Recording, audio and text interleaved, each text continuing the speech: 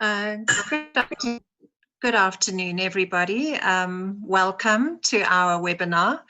My name is Silke, and I'm the business manager of MIMS.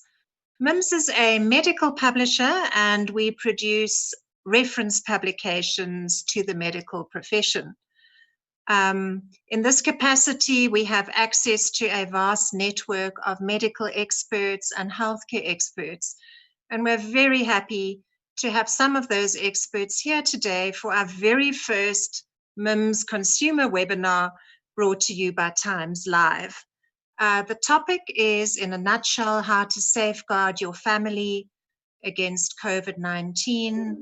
I hope this topic will resonate with you as parents, as partners, you know, as ordinary people who are concerned, obviously, about this unprecedented scourge in our lives. I think it has us and the world all shook up, with apologies to Elvis, and hence we have some experts in various aspects of health to give you some practical tips and pointers in terms of how to deal with COVID in your everyday environment. And without further ado, I'm very happy to introduce our host and our moderator, Dr. Martin de Villiers. He is a MIMS medical editor, and we call on him frequently, I must be honest, for advice and for guidance. And Martin is a family physician, a university lecturer, and he is also the medical director of Medwell South Africa, a company that specializes in home-based care.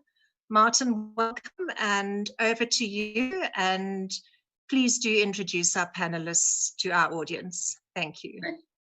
Thank you very much, Silke, and I think that was a fantastic introduction. And good afternoon, everybody that's joined us in this discussion. We've got a fantastic panel of people that will set the scene and take us through it. And as Silke said, we're trying to come up with some practical advice, address probably some issues that's not generally discussed. So I'm going to ask my panelists to introduce themselves, and we'll start with Yanni, who really represents you and me, the everyday person with our concerns. And she can tell us a little bit about herself. Yanni? Thank you for that lovely introduction. So my name is Yanni, and I am just a normal person trapped in this nightmare of a global pandemic. So I'm a parent, I'm a wife, I'm a friend, I'm a sister, I'm a daughter, and I sometimes just feel completely overwhelmed by all of this. And I feel like I need some guidance in this time. And every time I Google, I just feel more stressed. So I feel very privileged to be around all these specialists to help me find a way to just deal and keep my family safe. Thank you, Yanni. And we're going to start the discussion with Yanni after the introduction, so we'll see a lot more of her. We're very privileged also to have Dr. Maria Christodoulou, who is also a colleague of mine, but she studied in integrative. She's been very involved as a coach in the times of transformation in our country at the moment. So Maria, please introduce yourself. You're mute.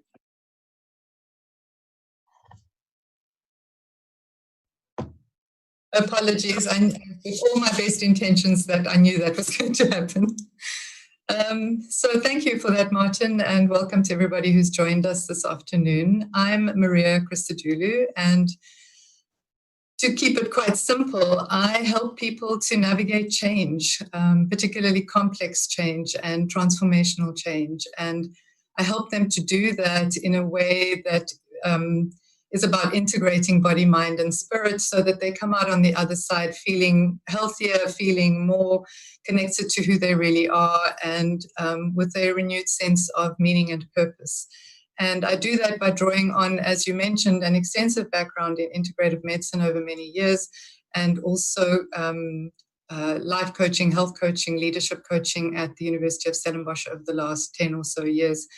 And I also want to say, after Jani spoke, I too am a normal person trying to find my way through this pandemic and deal with all the complexities and challenges that it brings. And I have some maps and some knowledge and experience that may be useful for all of us as we have this discussion. So I hope to be able to share that with you today. Thank you, Maria. The other special person is Dr. Zimbini Ogle, that I've had the privilege to meet on a flight from Port Elizabeth to Cape Town. And from that time, we've shared many ideas. Zimbini, perhaps you can introduce yourself.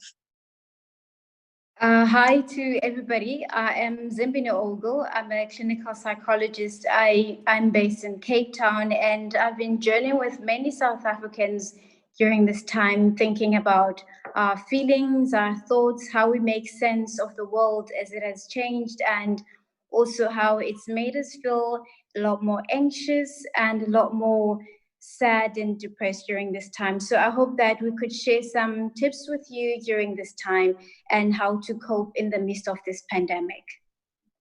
Thank you, Zimbini. And our last panelist is Annalise Smith. She was introduced to me as a dietitian, but not a normal dietitian, somebody with a little broader thinking in terms of what we need and what we take into our bodies. So Annalise, if you can introduce yourself, please.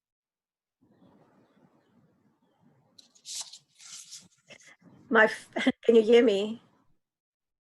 So just as I came up, it had to freeze always. So my name is Annalise. I'm trained as a dietitian, a registered dietitian, and my work really, like Maria, is more in integrative nutrition now. I've went and done some more training, and so I've very much a integrative nutrition approach. But my special interest is in nutrigenomics. So nutrigenomics is a study where we look at genetics and looking at how our nutrients, well, we look at nutrition, but also lifestyle, how it affects our genes. So our genes are switched on and off. So we talk about the nutrigenomics.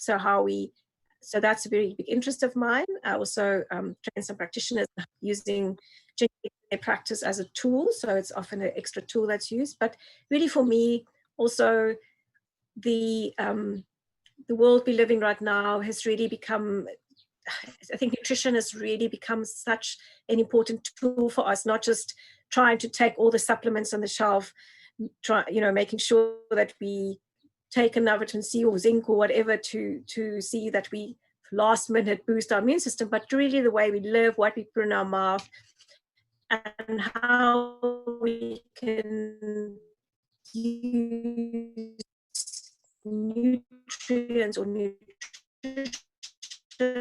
or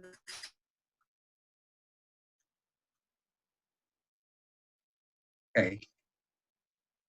So I think we'll come back to Annalise, but I think we need to start the conversation, and we'll start the conversation with Jani, who will share with us her experience, as she explained, as an individual, as a mother, as a wife, as somebody who's got her own anxiety. So perhaps, Jani, you can lead us into the discussion, please.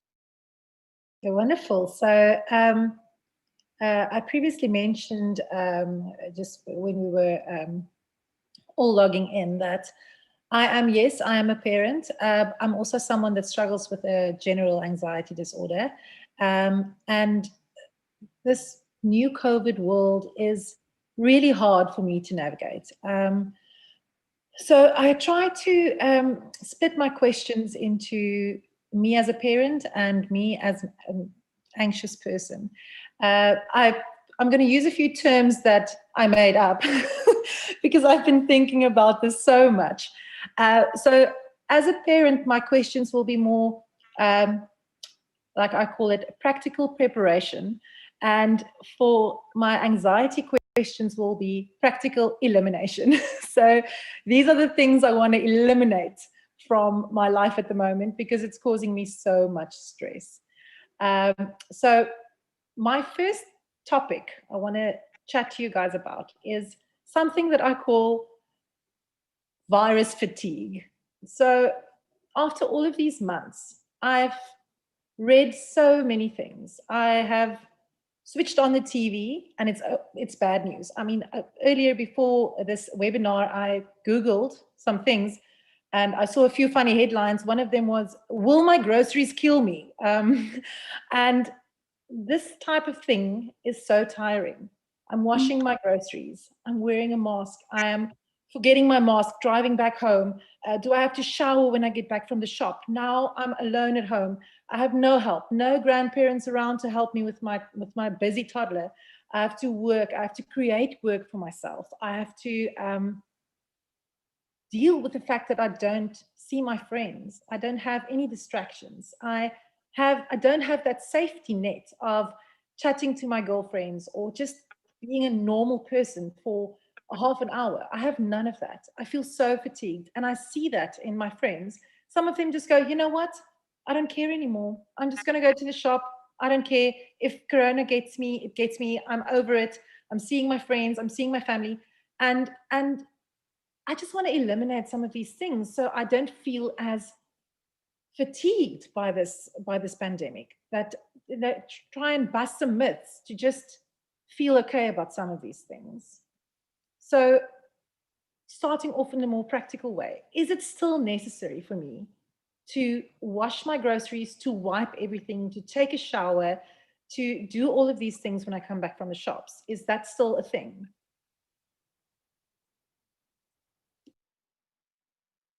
It's the first question that we need to answer. So I think the first answer that I want to give, everything that our state president tells us at every time he gives a speech is 100% what we should be doing, but we should not be going overboard.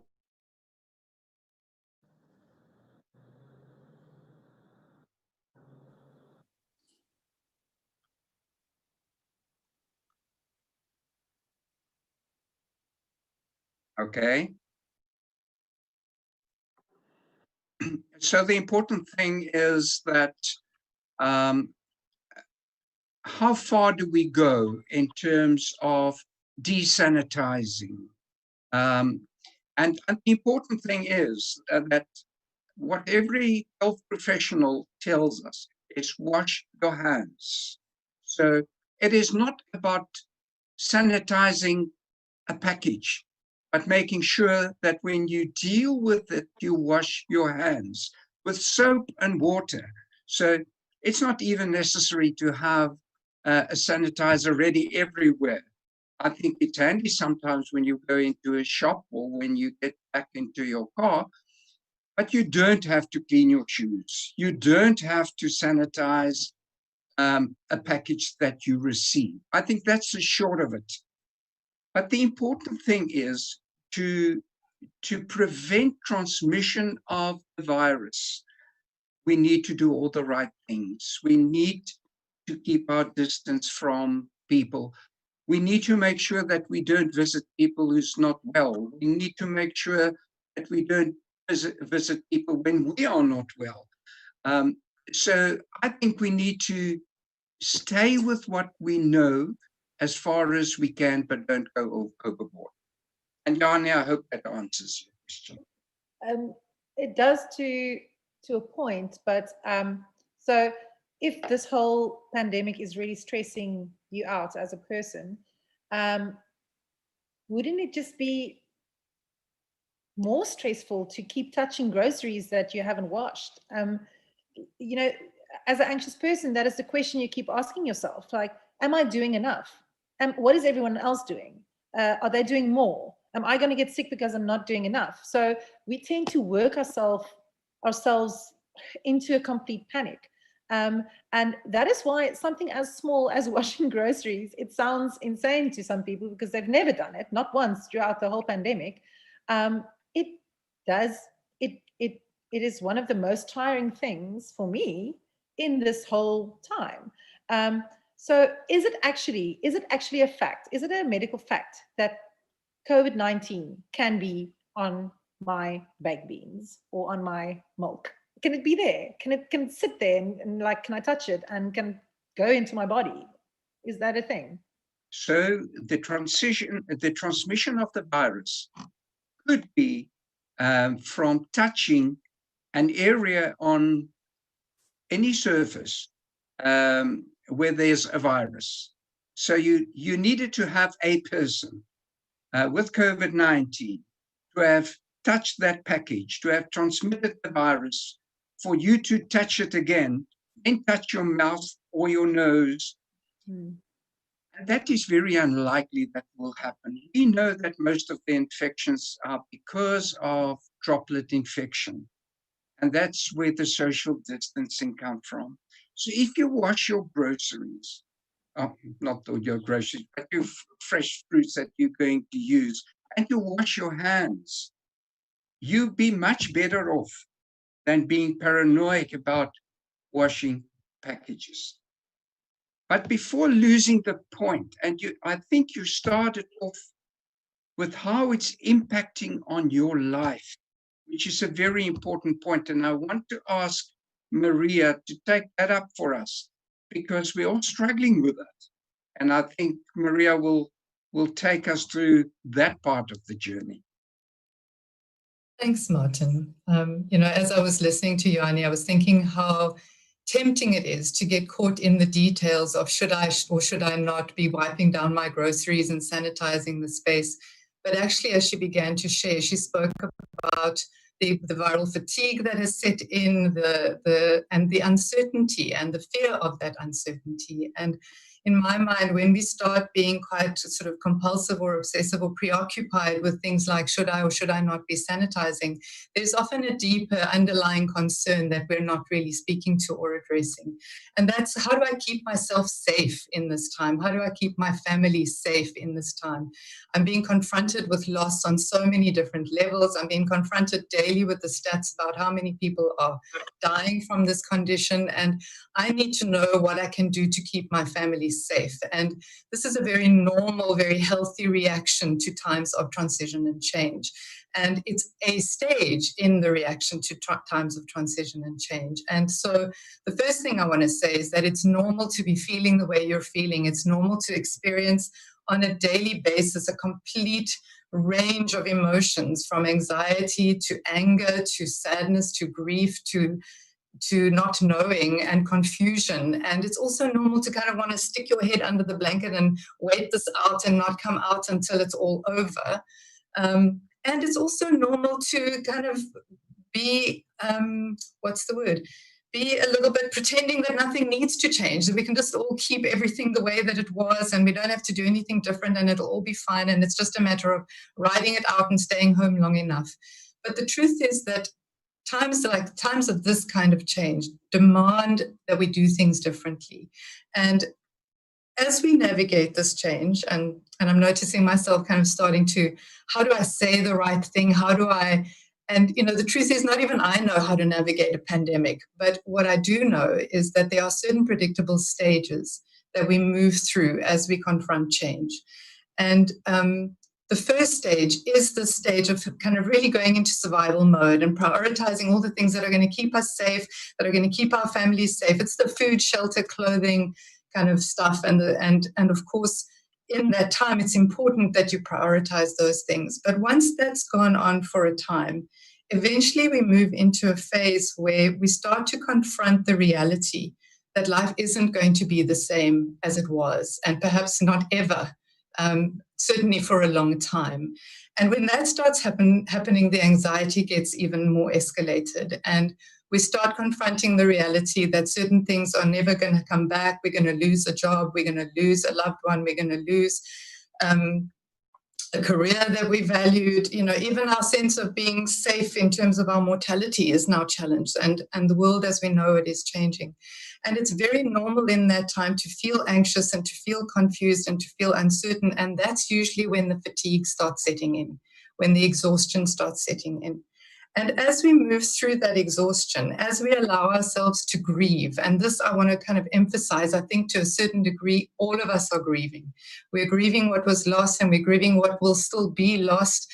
And we're stuck in this place of not knowing about what lies ahead. So the anxiety will continue to escalate for a time. And in my mind, this is a sane response to an insane world and to an insane time in our history. But it's also an opportunity. And so when we get preoccupied with the details, we're actually running away from the reality of sitting with what's arising in us, getting support to communicate our feelings, to share our experiences, but also to start dreaming a new reality into being. And the metaphor that I always like to use, and it's a little bit of a cliched one, is the story of the caterpillar and the butterfly. And, you know, the caterpillar, it's impossible to conceive of being a butterfly when you're still a caterpillar. And when we look at a caterpillar's transformation, we see this cocoon, and from the outside, it looks like nothing is happening. But actually on the inside, can you just imagine what needs to happen and the complete sort of dissolution, destruction that must happen in order for a butterfly to emerge? And I think right now we're all in that phase. And so there's the fatigue, there's the anxiety, there's the confusion, there's the not knowing. But if I look at historical sort of change journeys, I also know that what lies on the other side of this is new beginnings. And those new beginnings require us to just pause, breathe, be with our grief, and start creating spaces where we can dream a new reality into being. And I could say a lot more about each of the stages and about what's helpful in each of the stages, but Martin, I'm aware I've been speaking for quite a while. I don't want to hijack the conversation too much. So. No, and you can certainly, as it continue, because I think, you know, for all of us, it does mean something. But I think, Yanni, you also spoke about the anxiety that you're experiencing, and I want Zimbini to assist us. Perhaps you can just, from that point, Yanni, just again, where are you and how does it impact you, the anxiety, the depression in your normal life? So, Dr. Zimbini, for me, I think the toughest thing is to be so isolated. I work from home. My husband's in the entertainment industry. He also works from home. We actually have no reason to go out. We order everything online. We, we stay on the same property. We stay next door to our parents, to his parents. So we can see them. We're all kind of in the same thing together, but we don't go out. So the loneliness of being in here by myself, basically all day, how do I deal with that? How do I went from being this extreme social person, seeing people every day, having play dates with my toddler, doing all these things, to now just waking up and doing the same thing and just going to bed, just to wake up again and do the same thing. And I'm really struggling with, I kind of came to a point where I'm like, who am I now? Am I now a new person? Who am I now? How do I deal with those emotions? It's so important what Maria described, because what we're feeling isolated, feeling alone, feeling overwhelmed, we are grieving of what we've lost. We've lost our connections with our loved ones. You were able to visit your friends for a braai over a weekend. You were able to connect with your colleagues. You could meet in person, and that feels like it's been taken away. So in some ways, some of us are victims in this crisis, but we're not being targeted. This is what we have to do so that we can stay safe. But the important thing is to identify what are the things that are within your control. Are you able to get in touch with your family over the phone? Can you give a video call to somebody that you love? Can you send a parcel to somebody that you care for? Can they send something to you? Because you are feeling isolated, you're doing that because it matters. You're wanting to make sure that they're safe. But where do you draw the line? How do you cope when you are home on your own? Do you have people in your life? Friends, family? I know that you said they live closer to you, but it's also important stay in touch. The fact that we are distancing doesn't mean that we need to be socially distant. So we can do that differently. Reach out to your loved ones. And when you're feeling that this is getting a lot more tougher for you, call somebody that you can talk to about what you're feeling, about what you're thinking. And you are not alone in the journey. I think we are all sitting there. We long to meet with our loved ones, but we are unable to do that. But we need to understand, why are we doing what we're doing? We're doing this to keep them safer, but also to keep ourselves safe. But it doesn't mean that we can't reach out to people that we love, and to also have structure. You talked about the fatigue, because we're all feeling that, and to have structure in your day.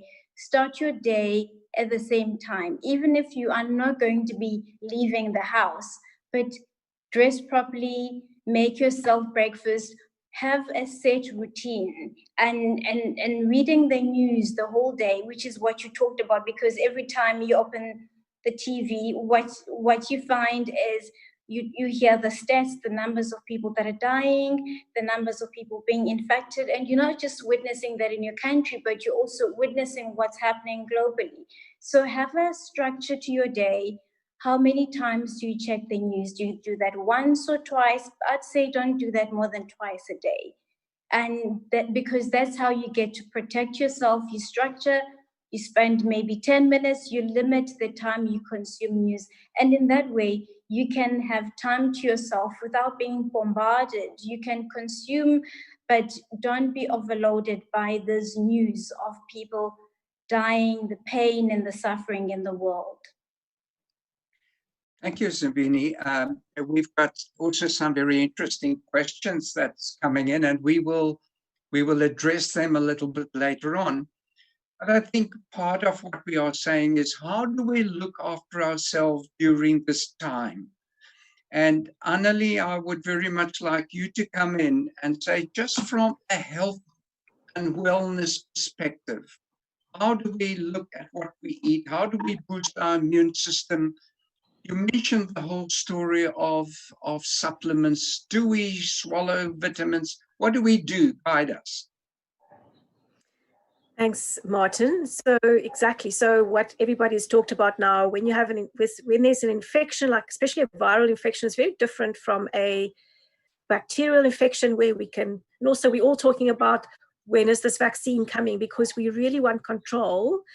And so what some of you also were talking about is, what can we control? Because that's really how we feel. We feel completely out of control. And yes, what you put in your mouth, how you live, what you do around you, without obviously creating unnecessary anxiety, is really important. And so what we want to understand is how our body can actually deal. So we hear every day of people who recover from the virus. We obviously hear of people who are sick, and what causes the anxiety is and I think that's what we all, so when I get sick, what's going to happen? Am I going to recover? Am I even going to know? So we know all these different ways people experience it. And so what we can do is, we really would like to just make sure that our immune system will be able to handle it. So just to explain, so when we have a viral infection, the immediate response from our cells is to basically respond to the virus or the exposure. And it responds to a virus the same way it will respond to another toxin, some sort of invasion. So our body is equipped to handle that. So that's why we're also here. We are equipped to handle it, to go and to launch a counterattack to this virus. So there's obviously lots of things will happen. And I'm not going to, we can take a couple of hours and explain exactly what our body does. But maybe just to make it simple is, the part of how we experience COVID is around our lungs gets affected, and we also hear about people, their guts affected. And so the epithelial tissue that layers those organs, the lungs and the gut, are the ones that often respond first. So they are the ones that respond to the attack, to the virus, and they will become alert. So there's a whole immune response. So we know that when people get really sick, it's almost like the immune system overreacts. So they have this what they call a cytokine storm, which is inflammation that starts taking over, and that's really what makes them sick. So what we want to do is we want to make sure we balance our immune system, and that we do everything to just support our body to be able to handle a virus, but not just the virus, also everything else that comes with this, the anxiety, the brain health, all those things that's also involved. So it's not just about a virus, it's just everything else that's happening and helping us cope, giving us the energy, giving us the brain clarity, giving us the energy, especially now you have to deal with those children and your work and everything else and not have brain fog. So it's not just about taking thousands of milligrams of vitamin C or zinc or whatever is disappearing off the shelves because somebody somewhere said maybe it's helping for immune system. Not that those things are wrong. We just know that we need to really take a more long-term approach. So what's important is she said,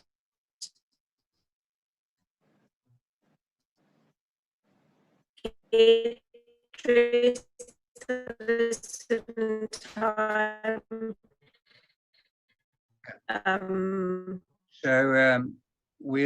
come back to Annelie now. Now we're just trying to get connected back. Annelie, are you there? I'm here. Okay, you can continue. Okay, so don't know where you lost me, but what I was saying is to have structure, the same way as getting dressed every day, is to have structure about when you're eating, and when you're eating something, think about how much this is going to help you fight. If you do get sick, how much is going to help you. So the most important things are to make sure that you eat enough fresh food, that you stay away from the refined foods, and that you eat things that support your immune system, like some fermented foods, which helps your gut, because remember, your gut is one of the first places that's going to mount an attack against something. And that's why, like I said, why people sometimes get gut infections as part of this as well. So and you don't have to go and spend a whole lot of money on supplements. You could just eat pickles, things like sauerkraut, kimchi, some fermented foods. Make sure you get enough fiber in your diet. So that's really important. And then and try and eat as much fresh food as possible as well when you can. So I think I've noticed that a lot of people are actually doing more home cooking now, because we don't want to buy things that's already prepared, because we want to be more in control. So that's really a good thing that's happened. So that's really great. And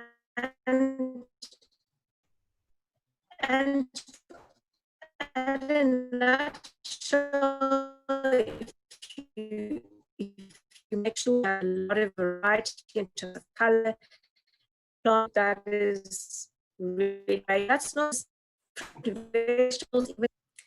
And okay, we'll come back to Annelie, but you know, as I said, there's many interesting questions coming through, and it touches on a lot of what we've discussed. Yanni mentioned that she's living with her husband's parents. They stay in the same house. So they're vulnerable people, and we need to take cognizance of it. One of the questions that came through, and I think Maria and Zambini, you can tackle it. How can I keep my 67-year-old mum safe, but also support her through the loneliness of lockdown? And you know, in the world where I work at the moment, where we manage people in retirement villages, and especially in the frail care centers, the loneliness is a huge thing, because for months they haven't seen their loved ones. There's also a second question very much related to that. I'm a 69-year-old. I can cope with all the precautions and living by myself.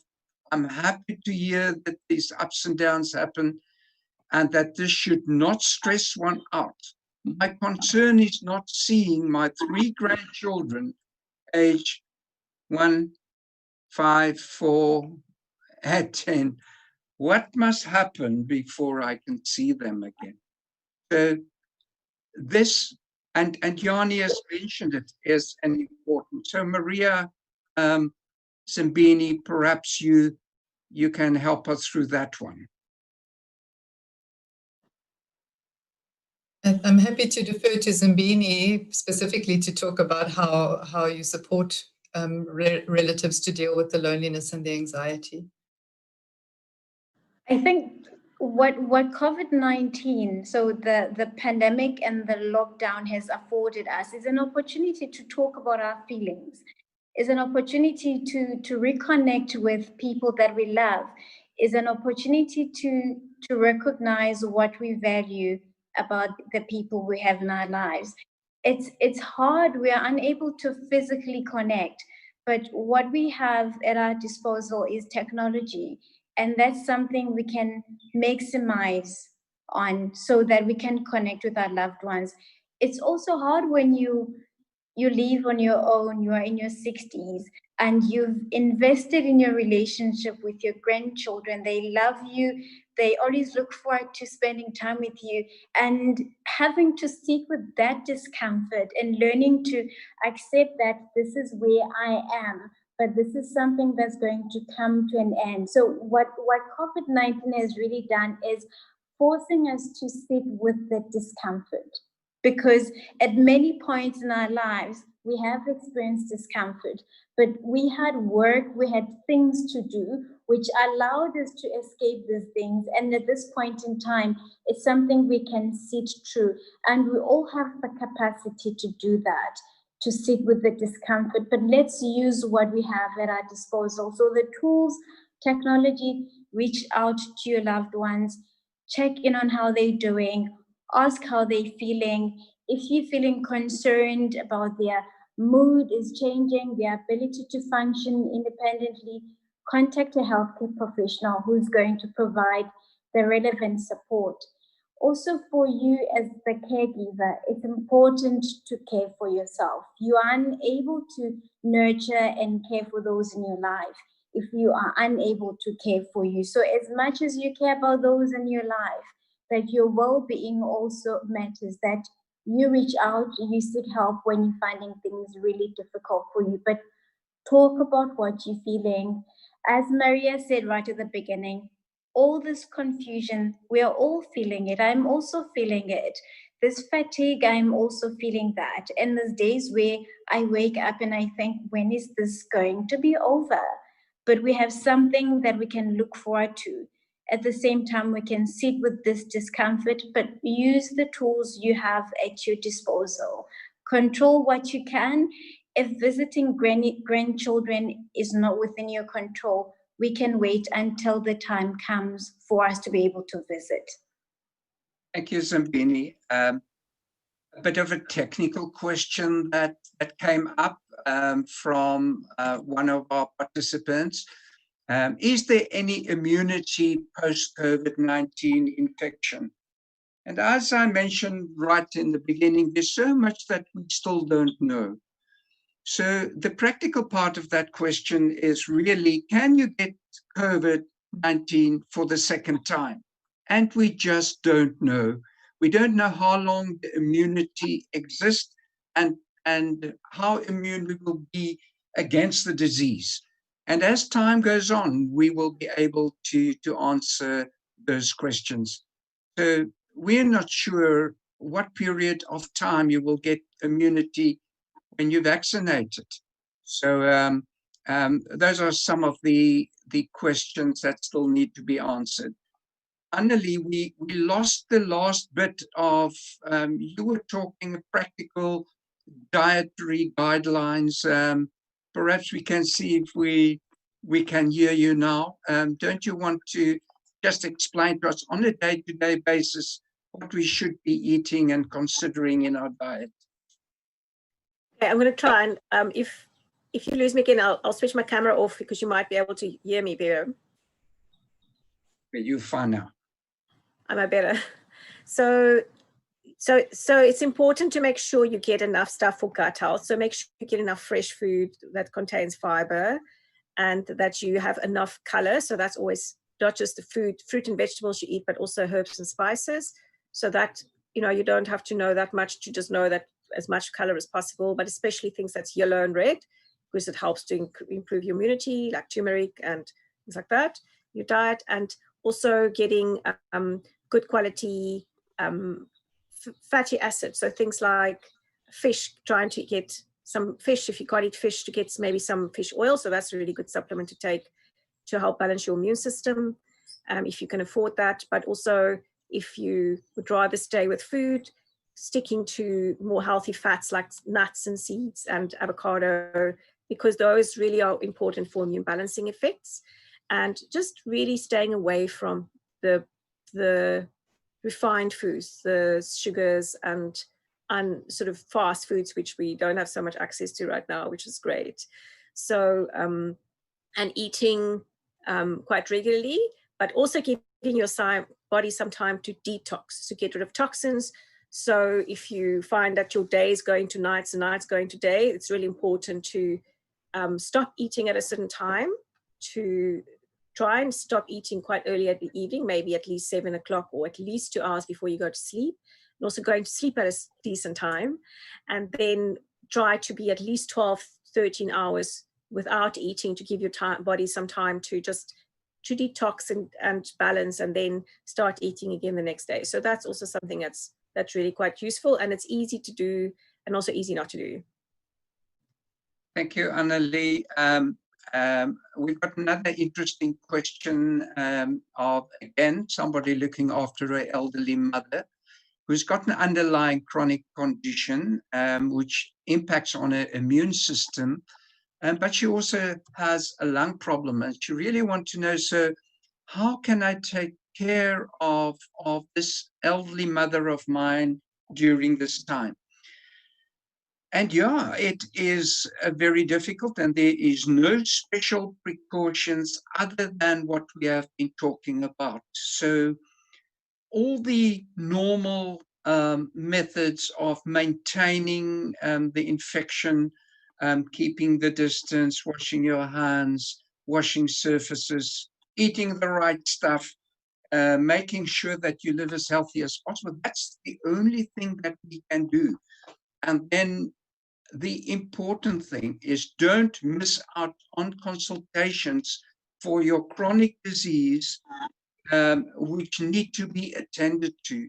So if we are so COVID focused that we forget about the other underlying chronic diseases, we may land up with an outcome that's got nothing to do with COVID.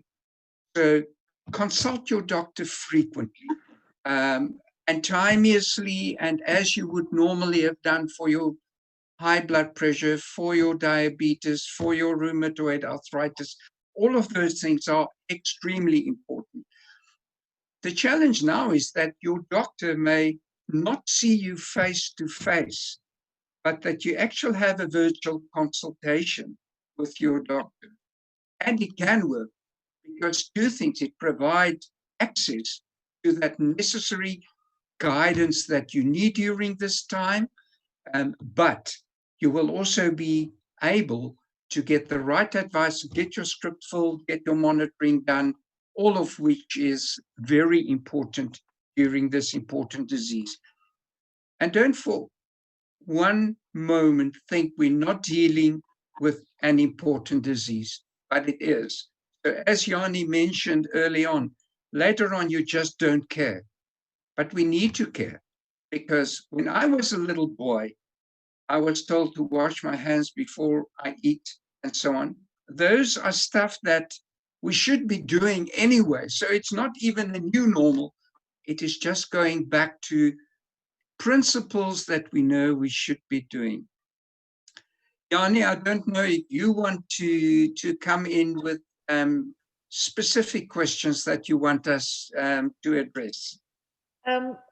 So what's really upsetting about the situation at the moment is that we came to a point now with the pandemic where, and this is just my opinion, but it's almost like I have to choose between my physical well-being and my mental well-being. I have to choose. I can go out, I can see someone, might get COVID, or just stay home alone, don't go anywhere, and just feel depressed and anxious.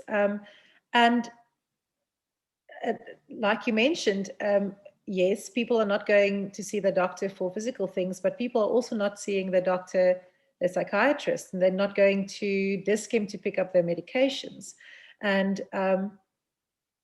what's just really hard at this stage is that when we say the new normal, for me as someone with anxiety, I hate that term. I hate it because I think in a way I still reject it. I won't accept it. I'm just like, there's nothing normal about my child having to wear a mask. He's 2 years old. There's nothing normal about him not seeing his friends, not socializing, not going on play dates, not seeing his grandmother. And that's what kind of brings me to this point where I want to ask, when will it be safe for me to let my child play with other children and go to a school? And is it okay if he doesn't wear a mask? He's 2.5 years old. He doesn't want to put it on. He takes it off immediately, throws it away. And that causes even more anxiety because now I can't take him anywhere. When will it be safe for us to just, even if the parents just stay apart, when can the kids just play? In this like 6 months that has gone past, I just want to know, is that in the future? Is that going to be a possibility at some stage? Annie, thank you for that. And I think, and my colleagues again can come in here. The important thing that you mentioned is that there is, if we talk about health, we're talking about your physical health, your mental health, every aspect. So you're absolutely right. We need to see the whole person with a mental, emotional, physical side at the moment. And that's how we need to address it. When can we be normal again? And I think we're all waiting for the state's president next talk and say, we'll go to level 2, because that will certainly allow us. So it is not something that will not happen. It is just the timing when it is there. Gradually, we will be exposed to the virus. And the important lesson today is most of the people that I have seen who's old and vulnerable had minimal symptoms, who got over COVID easier than over their flu. So there's a small percentage of people that really get very, very sick.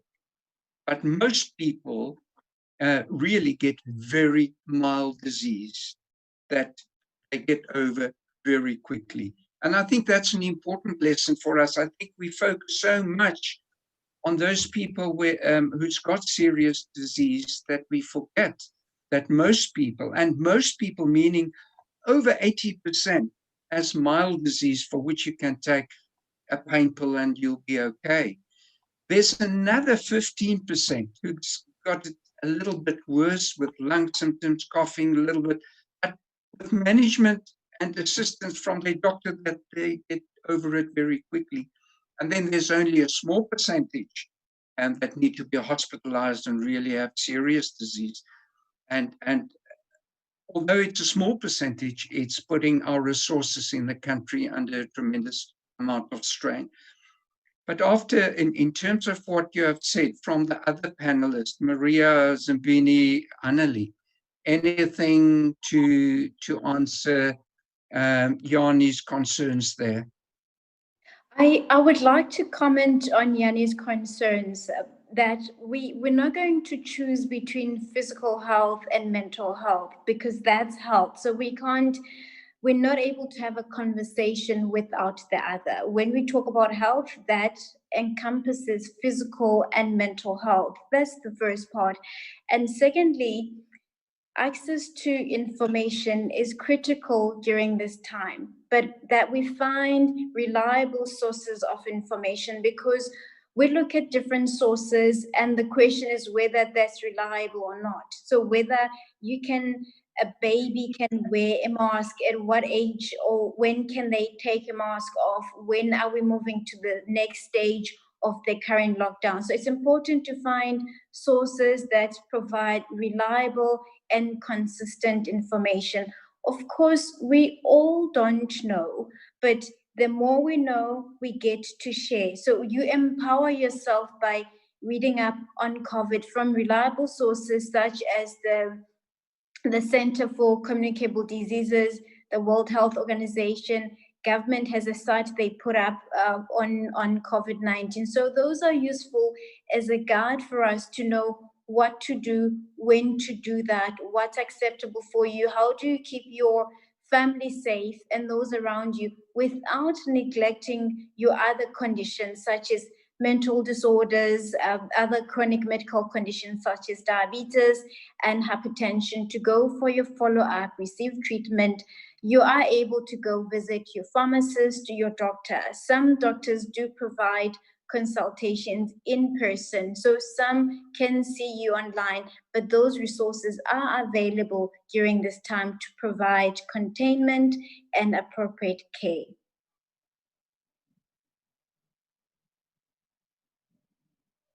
Martin, I think your mic is off. Yeah.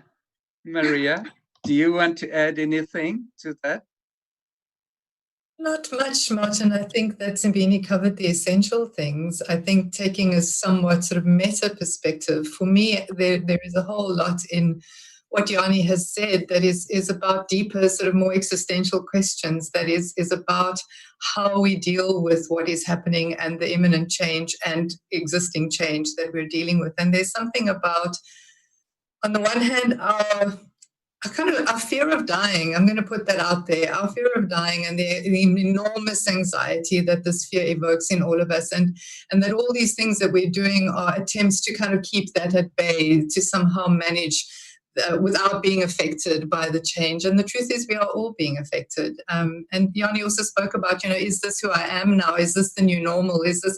I hate that phrase. And she's absolutely, when we talk about a new normal, what we're talking about is how our lives are going to be changed by what is happening. And one of the things Zimbini spoke about quite early on was this idea that for all of us, this has been a challenge to learn to sit with discomfort. And I think that's mostly what this is about, is how do we sit with the discomfort that this pandemic has evoked in all of us, not just about our mortality and the safety of our loved ones, but also about the world that we're living in and the enormous challenges that the world is facing right now and the part that we play in that. And for me, I think it would be devastating if we prioritize going back to normal as quickly as possible, because I actually think this is calling for enormous change.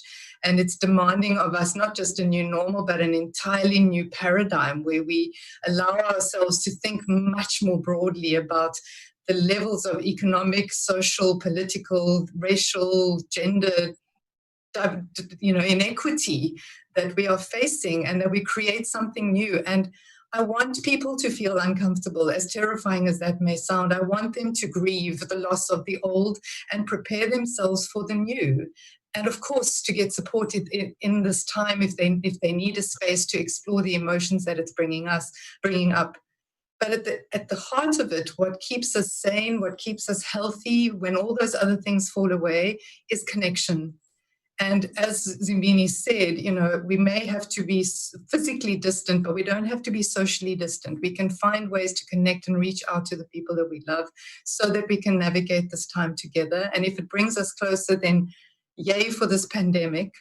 And then the other thing that helps me is when there is a lot of uncertainty, when the ground is constantly shifting, when there is no way of predicting what comes next, pick one practice. Whether it's a prayer or a meditation practice or a yoga or exercise routine or a little ritual that you do with your family at every mealtime, or, one practice that you can do every day, because that can then act as an anchor. And no matter what else is going on, keep up that one little practice. It can be 5 minutes of prayer or 5 minutes of visualizing something. One practice that can act as an anchor through the chaos and the confusion. And certainly what all change theories and transition theories point to is that there will come a time when we will move beyond this. We don't know what that is. And so in the meantime, we have to stay present to what's arising. Our fear of dying is key. Racial injustice is key. Social and political and economic inequity is key. Let's think about how we can be part of the change. because that's what's going to take us all forward. Thank you, Maria. I think that is a mouthful. So I think we're going to start winding down. There's one interesting question, again, a little bit practical and not as interesting as what Maria has just addressed, and is, for how long should we stay in isolation once we've been diagnosed? So this is a little practical approach. So once you develop symptoms, and remember, more than 97% of people with symptoms that's COVID-like actually tests negative for COVID. In other words, flu-like symptoms are very similar to COVID symptoms. But suppose you are tested and that test come out to be positive. How long should you isolate? So the new information that we have, and that was also announced by government, is that the isolation period will be reduced from 14 days to 10 days. And that 10 days, you start counting from the first day when you started with the symptoms, when you had a high temperature and a cough, and not from when you receive the result of the test. In other words, 10 days from the start of that symptom, you can go out of isolation. That's just a practical thing. But we've run out of time. I just want a wind up from all of you, and perhaps Annelie, we can start with you. Just a quick round up from you. What is it, the one or two things that people need to remember? So I hope that this whole pandemic also teaches us that we can't take our health for granted, and that you have to look after yourself, nourish yourself. Really don't forget that you have to give yourself the building blocks so that your body can fight whatever's coming its way. So don't take it for granted, and really be proactive and learn as much as you can about it, and that will, and keep it going. Don't just stop when the pandemic is over. Thank you, and good advice. Simbini? It's important to remember that our reaction is a reaction to something that's abnormal. So how we're responding, what we are feeling, what we're thinking is normal. When you're feeling overwhelmed, reach out to get help. Do not sit alone. There is help. Reach out to resources that are available to you. Maria, a last thought? I think I said most of what I need to say, Martin. For me, the main thing is that this time actually has shown all of us how interconnected we are, and how important it is that we care for each other and tend to each other's well-being, and that it's, I think we thrive in and through connections. So if nothing else, this pandemic is teaching us how important our connections to each other are. Yanni, I'm not sure how many of your questions we've really been able to answer. It's certainly created another webinar because we've got 2 more pages of questions to get to. But what the was frustrating thing, Yanni, is, and that I realized, we probably need 2 hours because we're not halfway there. But did we answer some? Did we address? Absolutely. I think what was really interesting about this webinar is I thought it was going to be more facts. And what I take from this, and which is actually quite eye-opening, is that this pandemic that is happening and this new normal that we all talk about, it's not necessarily your whole life changing. It is your approach changing. It is you having to put yourself in a challenging position, in an uncomfortable position, and go, listen, was life that great before COVID-19? What was I doing right? What was I doing wrong? And why now am I zooming in on this so much? Because suddenly I don't have anything else but to think about what I'm feeling, how I'm approaching my life and my wellness and the wellness of my child, my husband. And I think, yes, you know, I got a lot of answers to my medical questions, but I really appreciate that viewpoint, because yes, it's horrible being uncomfortable and anxious and scared. But should I maybe like challenge those things? Should I find a way to understand it, not just moan about it? should I, you know, find other ways to battle this uncertainty? And it's really, really, really amazing. It's interesting, and I'm looking forward to kind of thinking about those things. I think it's good for a lot of people out there like me, anxious and obsessing about washing groceries, to actually just go, okay, I have time to actually reconnect, reassess. And I think we should actually see this, don't want to say it, but maybe this is a little bit of a blessing. Maybe it's a pause that we all need.